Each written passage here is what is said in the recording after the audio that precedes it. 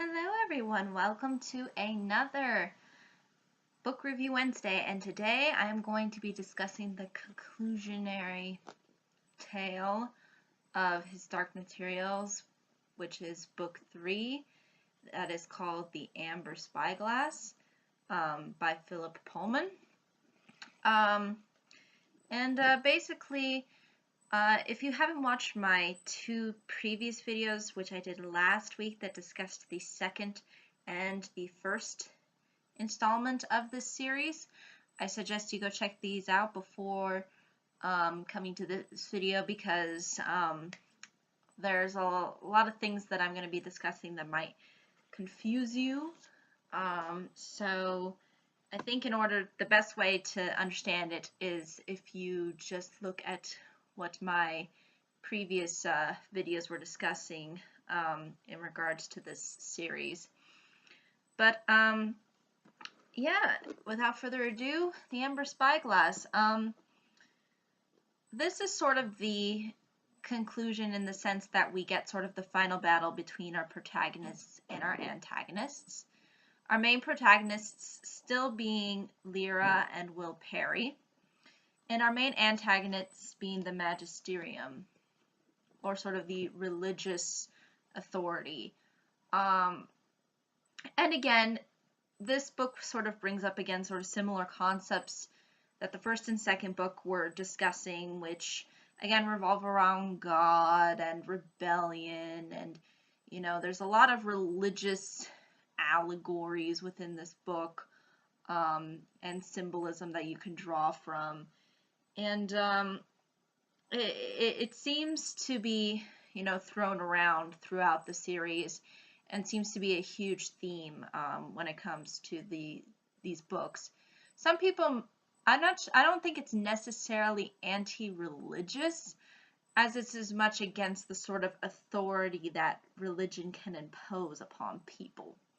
I think that's kind of what it's saying, that strict inability to think outside the box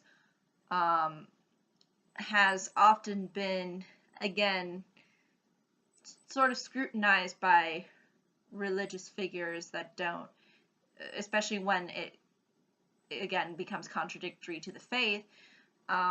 So yeah, I think that's really what it's trying to aim for. It's trying to aim for that idea of, not being able to discuss ideas that may not necessarily be a part of religion, and be part of the common narrative that people are traditionally under. So I think that's really what these three books were ultimately trying to say. I don't think they, again, impose an anti-religious sentiment, more of an anti-authoritarian religious sentiment. Similar to probably what our founding fathers had when it came to religion, especially when you have the separation of church and state. So yeah, I think that's just something that's very important to note, and is really at the forefront when it comes to this series. It provides, I think, a definite, solid, and concise and satisfying conclusion to this trilogy. It doesn't leave anything so much open to question.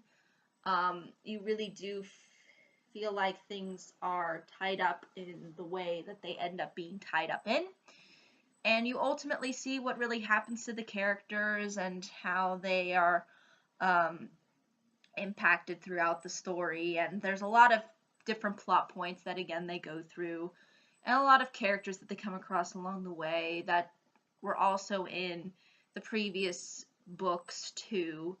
So again, it's just sort of an add-on to what was already built up from the second book and the first book.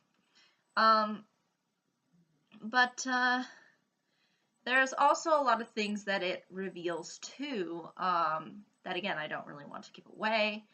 And it sort of kind of just ties into the kind of, world that the series was trying to set up with, especially with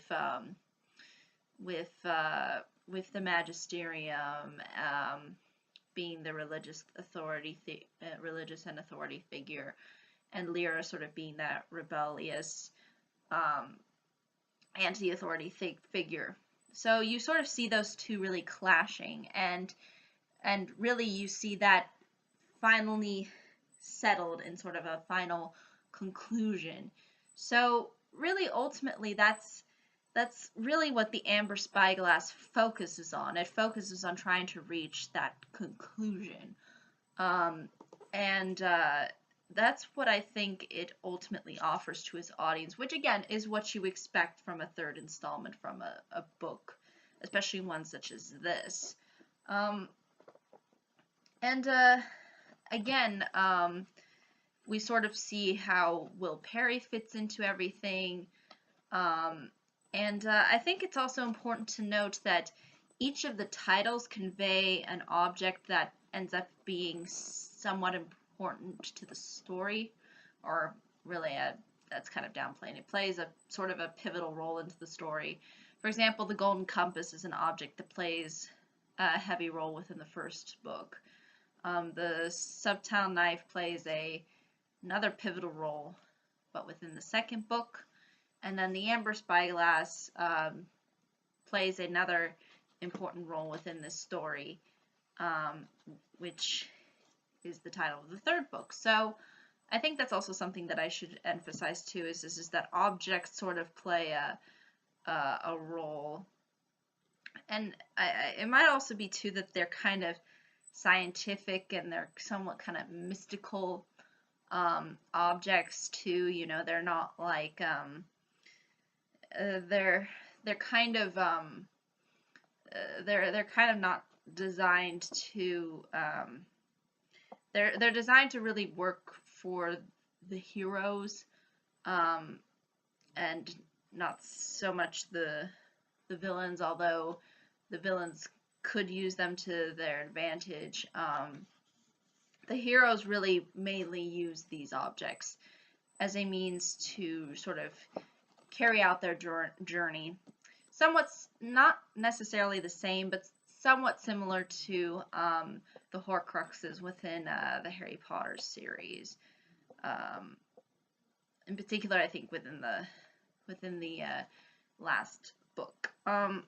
So yeah, it is a mix of fantasy. It is a mix of adventure. So it's really designed to be this